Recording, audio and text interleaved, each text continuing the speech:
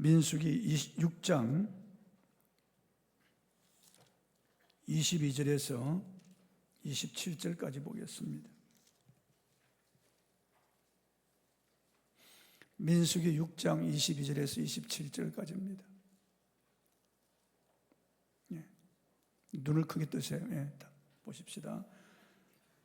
여호와께서 모세에게 말씀하여 이르시되 아론과 그의 아들들에게 말하여 이르기를 너희는 이스라엘 자손을 위하여 이렇게 축복하여 이르되 여호와는 너에게 복을 주시고 너를 지키시기를 원하며 여호와는 그 얼굴을 너에게 비추사 은혜 베푸시기를 원하며 여호와는 그 얼굴을 너에게로 향하여 드사 평강 주시기를 원하노라 할지니라 하라.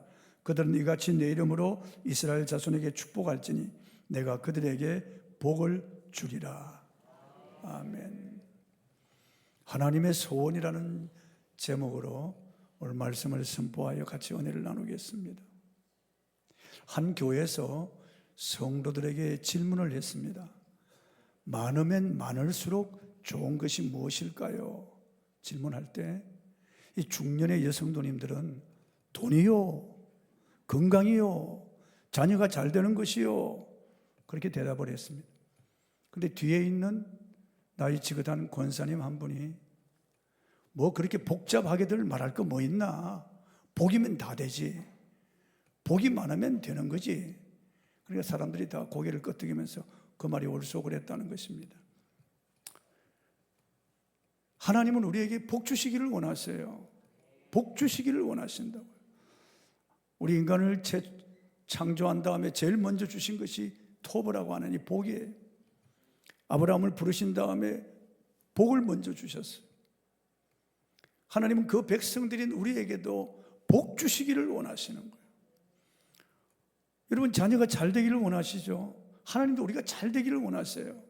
요한 3서 2절에 사랑하는 자여 내 영혼이 잘된 같이 내가 범사에 잘되고 강건하기를 내가 간구하노라고 하셨습니다. 하나님은 이렇게 우리 영혼이 잘되고 범사에 잘되고 강건하기를 원하신다고요.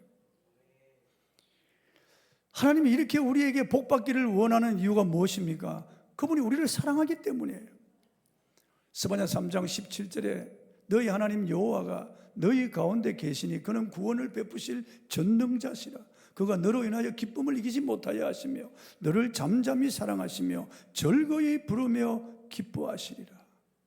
하나님 이렇게 우리를 사랑하시기 때문에, 이렇게 우리를 기뻐하시기 때문에 당연히 여러분도 여러분 자녀가 잘 되기를 원하는 것처럼, 복 받기를 원하는 것처럼 하나님도 우리에게 복 주시기를 원하시는 겁니다. 오늘 이 본문 말씀은 아론의 축복으로 유명한 그런 말씀이에요. 제가 축도할 때 먼저 축복하는 것이 바로 이 본문 말씀이에요. 하나님께서는 아론에게 이렇게 말씀하셨어요. 여호와께서 너에게 복을 주시며 너를 지키시기를 원하며 여호와께서 그 얼굴을 너에게 비추사 은혜 베푸시기를 원하며 여호와께서 그 얼굴을 너에게 향하여 드사 평강 주시기를 원하노라 하라. 그러면 내가 그들에게 복을 주리라고 말씀하셨어요. 얼마나 놀라운 말씀입니까? 그럼 하나님께서 우리에게 복 주시기를 원하는 내용이 무엇입니까? 첫째, 하나님은 당신을 지키시기를 원하십니다. 본문 6장 24절입니다. 한번 읽어보겠습니다. 시작. 여호와는 내게 복을 주시고 너를 지키시기를 원하며. 하나님은 우리를 지키시기를 원한다는 거예요. 원하며, 이건 소원한다는 겁니다. 하나님께서. 예전에 목포 사랑교회 백동조 목사님이 우리 교회 오셔서 이 본문 말씀으로 설교하시면서 하나님의 소원인데 원한단께 그러면서 얼마나 그분이 간절하게 말씀을 선포하셨습니까? 하나님이 이렇게 소원한다는 거예요. 지키시기를 소원한다는 거예요. 무엇보다도 우리의 마음과 생각을 지켜주셔야 됩니다. 잠언 4장 23절에 무릇 지킬 만한 것보다 더욱 내 마음을 지키라 생명의 근원이 이에서 남이니라고 하셨습니다. 마음을 지켜주셔야 돼요. 생각을 지켜주셔야 돼요. 성경에 보면은 마귀가 가룟 유다에게 예수를 팔 생각을 넣어 주었다고 말씀하고 있어요. 여러분, 우리 마음의 생각의 위생이 중요합니다. 우리 마음에 말이에요, 미움과 분노, 시기와 질투, 탐욕, 교만, 엄난과 악독이 이게 마음의 생각 속에 들어오면은 사람이 그렇게 되는 겁니다. 분노하게 되고 시기 질투하게 되고 미워하게 되고 탐심을 가지고 대하게 되고 교만하게 되고 악한 그런 생각이 들어오면 악한 짓을 하게 되는 겁니다. 사람의 생각이 어떠하면 그 위인도 그러하다고 말씀하는 거 아니에요. 그러니까 우리 생각을 지켜주셔야 돼요. 어제 뉴스를 보니까 미국이나 호주나 그리고 유럽 일대에서 청소년들 SNS를 하지 못하도록 법으로 제정을 한다고 그러더라고요. 그러면서 페이스북이나 인스타그램의 창업자인 그 사람들을 쭉 불러놓고 미국 의회에서 막 질타를 하는 거예요. 저커버 같은 사람에게 당신들 손에 피를 묻히는 사람들이라고, 수많은 청소년들을 죽이는 사람들이라고 그러면서 말이에요. 그 SNS를 통해서 페이스북이나 인스타그램이나 기타 여러 그런 이 사이트를 통해서 아이들에게 음란물, 폭력물이 들어오는 거죠. 그 폭력을 계속해서 그렇게 보이게 되면은 그 생각 속에, 마음 속에 그게 자리 잡게 되고 어린아이들이 그게 중독이 되는 겁니다. 유럽에는 SNS 때문에 이 어린이들, 청소년들이 지금 우울증에 걸려가지고 심각한 그런 상태라는 겁니다. 그러니까 자기의 정체성을 잃어버리는 겁니다. 남자도 내가 여자이면 좋겠다 그러면 여자가 되는 거예요. 여자도 내가 남자이면 좋겠다, 남자가 되는 거예요. 이런 세상, 성의 정체성이 모호해져 버린 그런 세상이 된 것은 이 SNS 때문에, 마음과 생각을 지키지 못하기 때문에 그런 거예요. 수많은 그런 오염된 것들이, 정보가, 잘못된 정보가 들어오니까 그렇게 아이들이 변화가 되는 겁니다. 옛날엔 생각도 할 수 없고 상상도 할 수 없는 일들이 지금 우리 어린이와 청소년 그런 세계 속에 들어온 겁니다. 그러니까 오죽하면은 저런 자유진영인 저런 미국이나 호주나 불합화에서 지금 SNS를 지금 차단하려고 하겠습니까? 우리 마음과 생각을 지켜주는 겁니다. 하나님은 우리 마음과 생각을 지켜주시는 분이에요. 우리 기도해야 됩니다. 빌립보서 4장 6절 7절 아무것도 염려하지 말고 오직 모든 일에 기도와 간구로 너희 구할 것을 감사함으로 하나님께 하라. 그리하면 모든 지각에 뛰어난 하나님의 평강이 너희 마음과 생각을 지키시리라. 하나님이 우리 마음과 생각을 지켜주셔야 돼요. 그리고 또 하나님께서 우리의 삶을 지켜주셔야 되는 겁니다. 삶을 지켜주셔야 돼요. 여러분, 누가 행복한 사람입니까? 전능자가 지켜주시는 사람이 행복한 사람입니다. 이 세상 사람들 마음속에 죽음의 심령과 고독이 자리 잡고 있습니다. 불안해하는 거예요. 푸틴이나 김정은도 불안해할 겁니다. 여러분, 방탄차를 타고 다니고 수많은 경호원들에게 쌓여 다니지만은 불안한 겁니다. 머리맡에 권총을 두고 자지만은 불안한 겁니다. 그 불안을 어떻게 누가 막을 수 있겠어요? 섬에 들여오는 이런 불안들 말이죠. 얼마나 많은 사람들이 지금 불안해하고 두려워하고 그리고 우울해하고 답답해하고 하는지 모릅니다. 무서운 질병이 만연하고 있습니다. 자연재해가 지금 끊임없이 일어나고 있죠. 이상기온으로 지금 가을에도 이렇게 비가 많이 오는 겁니다. 예전에 없던 일이에요. 그러니까 곡식이 썩어 들어가고 과일도 썩는 거죠. 이런 일들이 일어나니까 사람들이 불안해하는 겁니다. 두려워하는 겁니다. 그러나 하나님이 나를 지켜주심을 믿는 사람들은 두려워하지 않습니다. 여러분, 천만이 나를 둘러 진칠지라도 오히려 안연한 겁니다. 두려워하지 않습니다. 늙어도 두려워하지 않고 죽음이 와도 두려워하지 않습니다. 환경이 어떻게 변화도 두려워하지 않습니다. 산악계 물결이 뛰놀아도 산이 흔들려 바다 가운데 빠지더라도 두려워하지 않습니다. 하나님이 나를 지키신다는 그런 약속이 있기 때문에 종말이 오더라도 두려워하지 않습니다. 오히려 감사하죠. 환영합니다. 시편 121편은 8절로 되어 있는 짧은 시입니다. 내가 산을 향하여 눈을 들리라 나의 도움이 어디서 올 거라고 시작하는 이 시편 121편에 지켜주신다는 말씀이 8번 반복되고 있습니다. 8번요. 지켜주신다는 겁니다. 낮의 해가 나를 상치 아니하고 밤의 달도 나를 해치 않도록 우리를 지키신다는 겁니다. 졸지도 아니하고 주무시도 아니하고 나를 지켜주신다는 것입니다. 그리고 마지막 절은 이렇게 되어 있습니다. 한번 8절 읽어보겠습니다. 시작. 여호와께서 너의 출입을 지금부터 영원까지 지키시리로다. 지금부터 영원까지 지켜줄 사람이 누가 있습니까? 여러분, 남편입니까? 아내입니까? 자식입니까? 천만에. 어떤 사람들은 자기가 늙어지면 자식이 자기를 지켜줄 줄 알더라고요. 절대로 자식이 자기를 지켜주지 않습니다, 여러분. 오직 여호와 하나님만이 나를 지켜주시는 겁니다. 세상 끝날까지 나를 지켜주시는 분은 주님밖에 없습니다. 여러분 자녀를 지킬 수 있습니까? 유치원에 들어가면 벌써 멀어지죠. 초등학교 들어가고 중고등학교 들어가면 점점 멀어집니다. 대학 들어가면 아예 포기해야 돼요. 그런데 내가 무슨 수로 자식을 지킵니까, 여러분? 우리는 오직 자녀를 위하여 기도해야 됩니다. 하나님이 지켜주셔야 되는 겁니다. 내가 지키는 게 아니에요. 남편도 아내도 내가 지키는 건 아닙니다. 하나님이 지켜주셔야 되는 것입니다. 영원토록 나를 지켜주실 분은, 영원토록 내 자녀를 지켜주실 분은 하나님 한 분밖에 없습니다. 1858년 10월 27일 미국 뉴욕의 한 가정에 태어난 사내 아이는 간질병과 발작, 폐렴과 천식 등 잔병 치레도 심했습니다. 이 아이는 심각한 심장병과 간질병으로 하루하루가 힘든 생명을 이어갔습니다. 그런데 그 아이의 어머니 마사 벌럭은 경건한 그리스도인이었습니다. 그런 날마다 아이를 어루만지며 이렇게 말했습니다. 하나님은 너를 사랑하신다. 하나님은 너와 함께 하시며 늘 너를 지키신다. 그리고 너를 귀히 쓰실 것이다.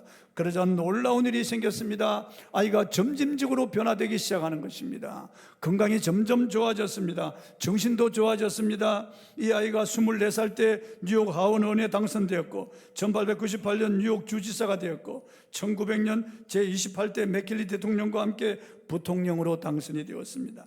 그런데 1년 후에 맥킬리 대통령이 암살을 당하여 그가 대통령직을 승계하여 미국의 제29대 대통령이 되었습니다.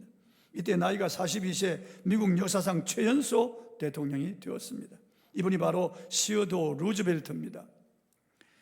그가 대통령으로 뉴욕에서 연설할 때 정신질환자인 20대 청년이 시어도어가 대통령 자리를 노리고 맥킬리를 암살했다고 하며 루즈벨트에게 권총으로 총격을 가했습니다.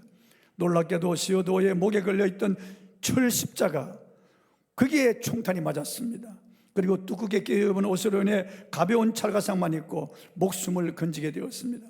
시어도어 루즈벨트는 자신은 결백하다며 총탄을 받고서도 끝까지 연단해서 연설을 마치고 내려왔습니다. 하나님을 향한 믿음을 가졌기 때문입니다. 어머니로부터 계속해서 기도를 받고 기도를 들으며 자랐기 때문에 하나님이 나를 지키신다는 그 믿음 때문에 십자가 목걸이가 그를 살렸던 겁니다. 십자가 목걸이가 살린 게 아니고 하나님이 그를 지켜주셨기 때문에 그렇습니다. 하나님께서는 모세를 통해 이스라엘 백성에게 이렇게 말씀했습니다. 신명기 33장 29절입니다. 읽어보겠습니다. 시작. 이스라엘여 너는 행복한 사람이로다. 왜 하나님께서 이스라엘에게 너는 행복한 사람이라고 하셨을까요? 하나님의 보호를 받는 백성이니까요. 그 광야에서 구름기둥, 불기둥의 인도를 받으며 보호를 받았습니다. 하나님께서 그들을 안고 가셨습니다. 그들을 앞서가시며 행할 길, 그리고 그들의 장막 칠 곳을 지시하신 분입니다. 그들을 앞서가시며 그들을 위해서 싸워주신 분이 하나님이십니다. 그들을 눈동자같이 지키신다고 했습니다. 그리고 독수리가 그 새끼를 날개에 앉는 것처럼, 암탉이 병아리를 모음처럼 하나님께서 그들을 그렇게 안고 지키셨다고 말씀하고, 그래서 행복자라고 하는 겁니다. 하나님이 방패가 되어 주시기 때문에 그들을 행복자라고, 낮에 그늘 그리고 밤에는 불기둥으로 그들을 이렇게 지켜주시기 때문에 그를 행복자라고 한 겁니다. 여러분, 목자 되신 주님이 여러분을 지켜주셔야 됩니다. 절대 우리는 스스로도 지킬 수가 없는 겁니다. 바이러스 균만 들어와도 콜록거리고 콧물 흘리는데, 쓰러지는데 우리가 어떻게 우리 자신을 지킵니까? 여러분, 여러분 안에 암이 자라는 것 여러분 압니까? 어떻게 우리가 우리를 지킬 수 있습니까? 절대로 못 지켜요. 여러분, 방어 운전한다고요? 운전 실력이 좋다고요? 천만에요. 절대로. 여러분은 위생을 지킨다고요? 천만에요. 여러분 자신을 지키지 못해요. 하나님이 여러분을 지켜주셔야 되는 겁니다. 다윗은 시편 23편에서 여호와는 나의 목자시니 내가 부족함이 없으리로다. 그가 나를 푸른 풀밭에 누이시며 쉴만한 물가로 인도하시는도다. 그가 내 영혼을 소생시키시고 자기 이름을 위하여 의의 길로 인도하시는도다. 내가 사망의 엄침한 골짜기로 다닐지라도 해를 두려워하지 않을 것은 주께서 나와 함께 하심이라. 주의 지팡이와 막대기가 나를 안위하시나이다. 주께서 내 원수의 목전에서 내게 상을 베푸시고 기름으로 내 머리에 부으셨으니 내 잔이 넘치나이다. 내 평생의 선하심과 인자하심이 반드시 나를 따르리니 내가 여호와의 집에 영원히 살리로다. 할렐루야. 다윗은 태어나서 죽을 때까지 하나님이 그를 지켜준다는 확신 가운데 살았습니다. 주님 나라 가는 그날까지 하나님이 나를 지켜주신단 말이에요. 그런데 누가 건드릴 수 있겠습니까? 무엇은 두려움이 있겠습니까? 하나님의 아들이 친히 우리를 지켜주신다고 약속하셨습니다. 요한일서 5장 18절 읽어보겠습니다. 시작. 하나님께로부터 나신 자가 그를 지키심에 악한 자가 그를 만지지도 못하니. 여기 하나님께로 나신 자가 누굽니까? 예수 그리스도께서 우리를 지키신다는 겁니다. 악한 자가 만지지도 못하도록, 악한 자가 만지지도 못하도록 우리를 지키신다는 겁니다. 그러니까 행복자라는 겁니다. 두 번째, 하나님은 당신에게 은혜 베푸시기를 원하십니다. 은혜 베푸시기를 원한다. 본문 25절을 한번 읽어보겠습니다. 시작. 여호와는 그의 얼굴을 너에게 비추사 은혜 베푸시기를 원하며 그랬습니다. 야, 여러분 보십시오. 제가 유튜브에서 봤습니다. 어떤 아주머니가 개를 2마리 키우는데 그 아주머니가 한 개에게 얼굴을 향하고 웃어주니까 다른 하나 개가 미치려고 그러더라고요. 소파에서 펄쩍펄쩍 뛰면서 나가 자빠지더라고요. 자기에게 얼굴을 향하지 않고 다른 개에게 얼굴을 향하니까 못 견뎌 하더라고요. 여러분, 엄마가 아기에게 얼굴을 향하는 것은 엄마의 사랑이에요. 사랑의 표시예요. 그 얼굴을 향하는 거예요. 아기에게 사랑스러우니까요. 그리고 얼굴을 부비고 뽀뽀도 하고. 하나님이 우리에게 얼굴을 향하여 비추시는 것은 은혜 베푸시기를 원하시는 거예요. 은혜 베푸시. 은혜란 말은 히브리어로 하나님인데 높으신 자가 허리를 굽혀 낮은 자를 긍휼히 여긴다, 섬긴다, 그런 뜻이에요. 그게 은혜예요. 여러분, 하나님이 거저 주시는 호의와 사랑인데 그분이 낮아지셔서 우리를 섬기는 것, 그게 은혜라고 하는 말이에요. 은혜. 지극히 높으신 하나님, 창조주 하나님께서 우리를 사랑하셔서 우리를 섬기려고 이 낮고 천한 이 세상에 사람의 형상으로 사람의 모양을 나타나셨어요. 종의 형상을 입고 사람이 되어 이 땅에 오셨습니다. 마구간에 탄생하시고 천민들이 사는 나사렛촌에서 자라나셨습니다. 33년 동안 이 땅에 살면서 눈물 흘리고 부지런히 다니시며 우리를 섬기셨습니다. 무릎을 꿇고 제자들의 더러운 발을 씻기며 남 섬기는 종의 도를 몸소 행해 보이셨습니다. 예수님께서는 인자가 온 것은 섬김을 받으려 함이 아니요 도리어 섬기려 하고 자기 목숨을 많은 사람의 대속물로 내어주려 함이라. 주님이 십자가에서 살을 찢고 피를 쏟아 생명을 버려 우리를 구속하신 것입니다. 여러분, 이것을 은혜라고 하는 겁니다. 은혜예요. 하나님이신 그분이 우리를 위하여 희생 제물이 되시고 우리를 위하여 고난당하시고 죽임을 당하시고 피를 흘려 우리의 죄를 속해 주셨습니다. 이것을 은혜라고 하는 겁니다. 하나님이라고 하는 은혜 중에 가장 큰 은혜가 바로 십자가의 은혜입니다. 로마서 5장 8절에 우리가 아직 죄인 되었을 때 그리스도께서 우리를 위하여 죽으심으로 하나님께서 우리에 대한 자기의 사랑을 확증하셨느니라고 말씀하셨습니다. 십자가는 하나님이 나를 얼마나 사랑하시고 하나님이 나에게 얼마나 큰 은혜를 베푸셨느냐, 그 확증이에요. 확증. 그러니까 얼마나 감사합니까? 예수님이 이 땅에 오셔서 우리에게 수많은 은혜를 베풀어 주셨어요.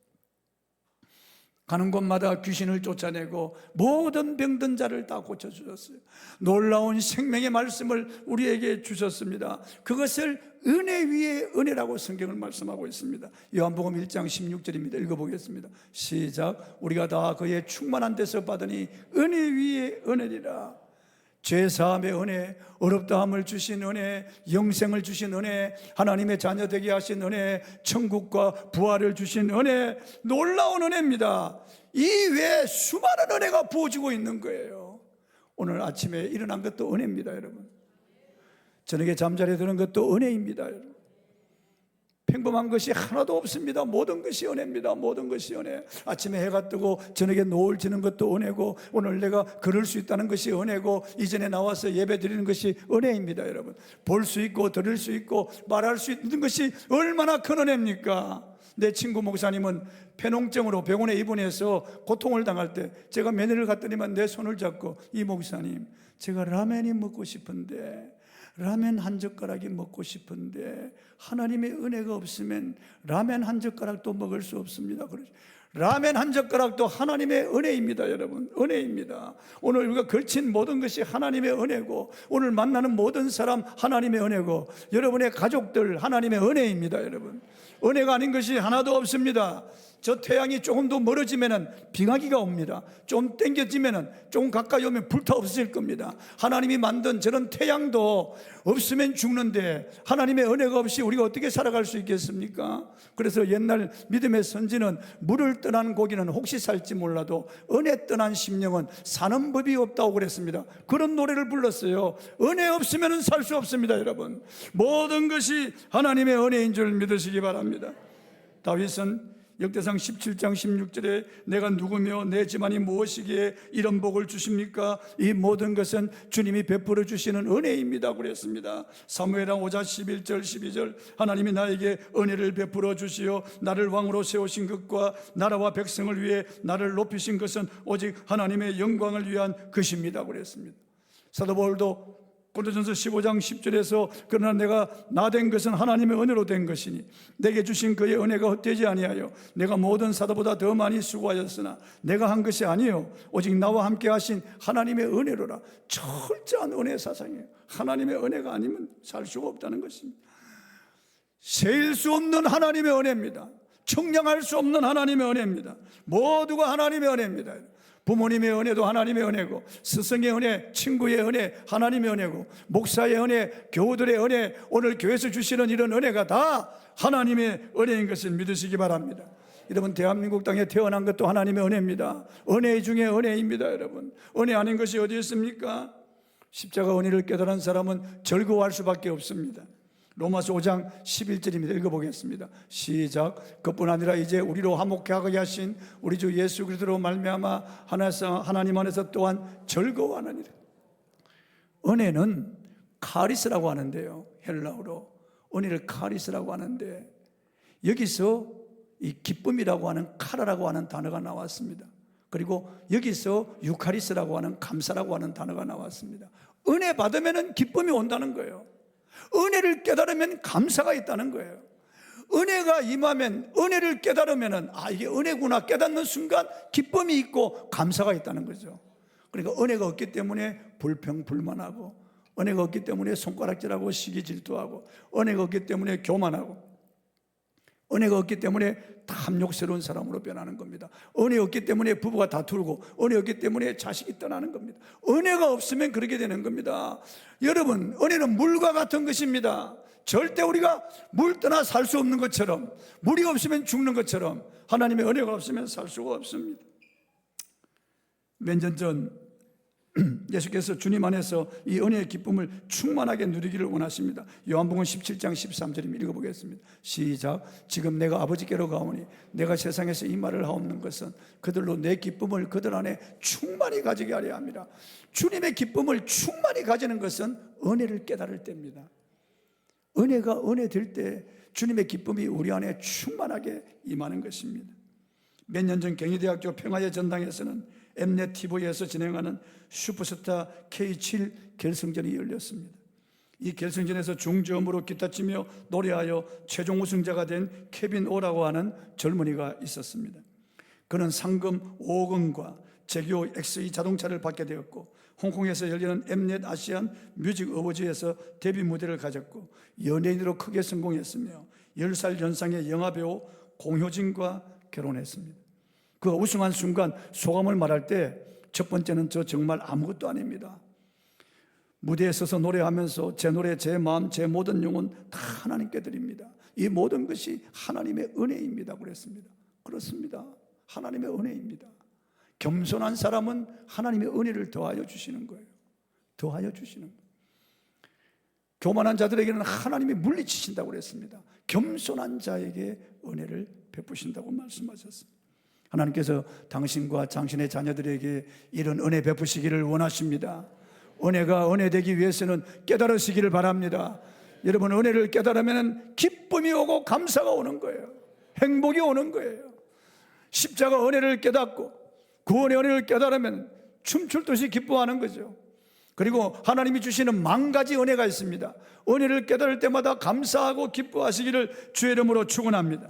세 번째, 하나님은 당신에게 평강 주시기를 원하십니다. 본문 26절입니다. 읽어보겠습니다. 시작. 여호와는 그 얼굴을 너에게로 향하여 드사 평강 주시기를 원하노라 할지니라 하라. 하나님 우리에게 평강 주시기를 원한다는 거예요. 평강 주시기를 소원하신다는 거예요. 하나님이 주시는 평강은 세상이 주는 것과 같지 않습니다. 히브리어 평강을 샬롬이라고 합니다. 이것은 전쟁이 없는 상태의 평화가 아니라 기쁨이 가득한 적극적인 평강을 말하는 것입니다.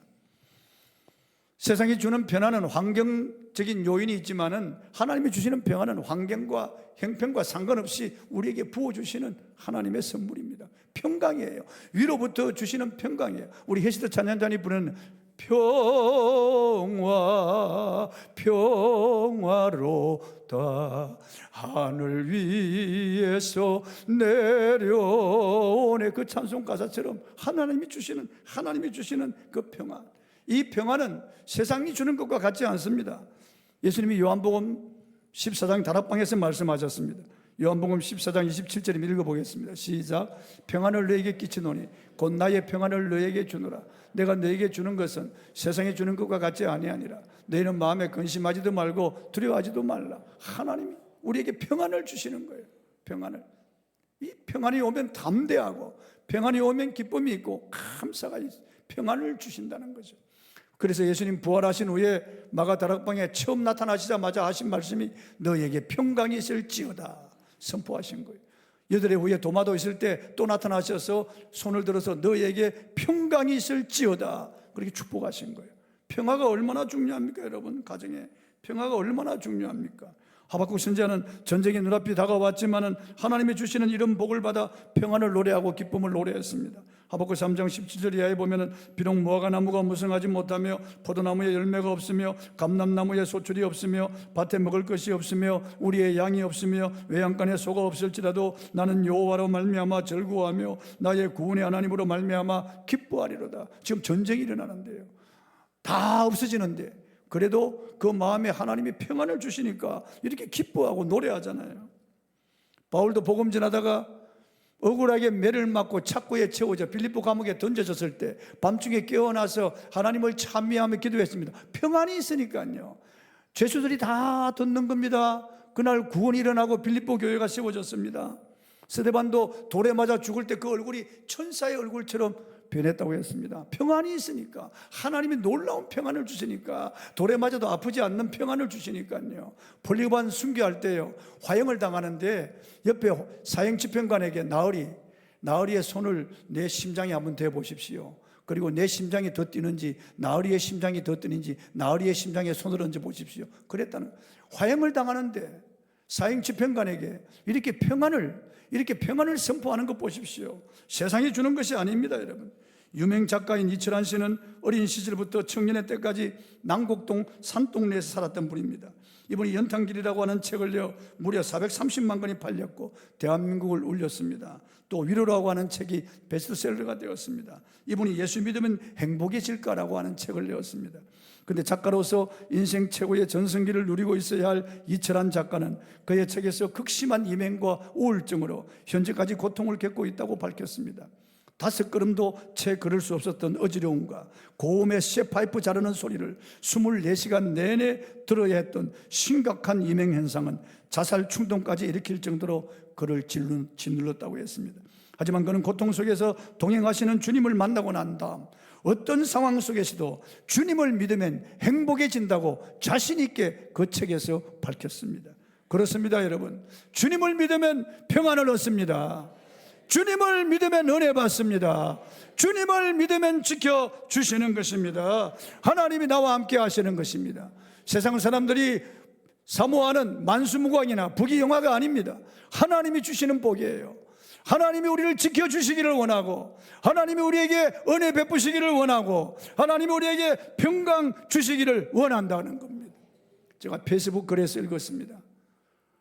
한 믿음 좋은 성도님이요, 그 어린 자식들이 학교에 갈 때마다 머리에 다 손을 얹고 이 민수기 6장 24절 26절 말씀으로 축복하신다는 거예요. 머리에 손을 얹고 여호와께서 너에게 복을 주시며 너를 지키시기를 원하며, 여호와께서 그 얼굴을 너에게 비추사 은혜 베푸시기를 원하며, 여호와께서 그 얼굴을 너에게로 향하여 드사 평강 주시기를 원하노라. 일일이 아이들 머리에 손을 얹고 축복한 다음에 보내는데요, 매일같이 하루도 빠짐없이 그렇게 보냈는데 이 아이들이 너무나 놀랍게 변했다는 겁니다. 아, 하나님이 나를 지켜주신다, 하나님이 내게 은혜를 주신다, 내게 평강을 주신다. 이 아이들의 얼굴이 얼마나 밝은지, 이 아이들이 얼마나 부모 말씀에 순종하는지, 이 아이들이 세상 물들지 아니하고 얼마나 아이들이 경건하게 자라는지 그 어머니가 페이스북 글에서 밝혔더라고요. 매일같이 그렇게 축복한다는 거예요. 저는 여러분들이 여러분의 자녀를 위하여 매일같이 이 말씀을 축복하기 바랍니다. 아론은 이스라엘의 대제사장으로서 축복했지만 여러분은 가정의 대제사장이잖아요. 여러분이 가정의 제사장이니까, 여러분이 남편과 아내가 가정의 제사장이니까 축복하는 겁니다. 축복하는 겁니다. 그렇게 여러분의 축복이 여러분과 가정과 자녀에게 넘치기를 주님의 이름으로 축복합니다. 이게 하나님의 소원이니까요. 찬송하겠습니다. 하나님은 너를 지키시는 자,